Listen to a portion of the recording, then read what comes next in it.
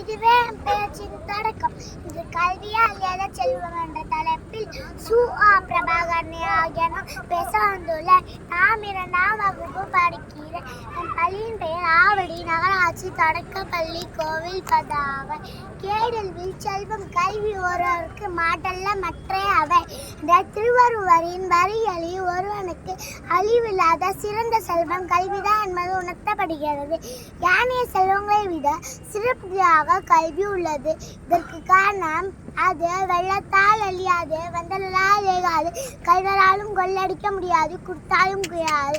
உயர்வான எண்ணங்களும் உணர்வான குணங்களும் மேம்பட வேண்டுமென்றால் கல்வி அவசியமாகிறது. இதுவே மனிதருக்கும் விலங்குகளுக்கும் உள்ள வேறுபாடு. பெற்ற பிள்ளை கைவிட்டாலும் கற்ற கல்வி கைவிடாது மகாத்மா காந்தியடிகள் கூறினார். ஏழையும் பணக்காரனாக மாற்றும் பலமான ஆயுதம் ஒன்றென்றால் அது கல்வியே. அதையா கற்க நன்றை பிச்சை புகினும் கற்க நன்றை என்று கூறுகிறார். ஒருவனுக்கு பிச்சை எடுக்கும் நிலை வந்தாலும் கல்வியை கைவிடக்கூடாது. இதுவே அவனை பணக்காரனாக மாற்றும் சக்தி உடையது. கல்வியால் தாழ்ந்தவர்கள் எவரும் இல்லை, கல்வியால் உயர்ந்தவர்கள் அடையும். படிப்பால் மட்டுமே பாரதத்தை பாராள செய்யலாம். டாக்டர் அப்துல் கலாமின் வார்த்தைகளைப் போல நாமும் கற்று மேன்மை அடையலாம். படி இதுவே உன் வாழ்க்கையை முன்னேற்ற படி. நன்றி, வணக்கம். செம்ம ஃபேண்டாஸ்டிக்.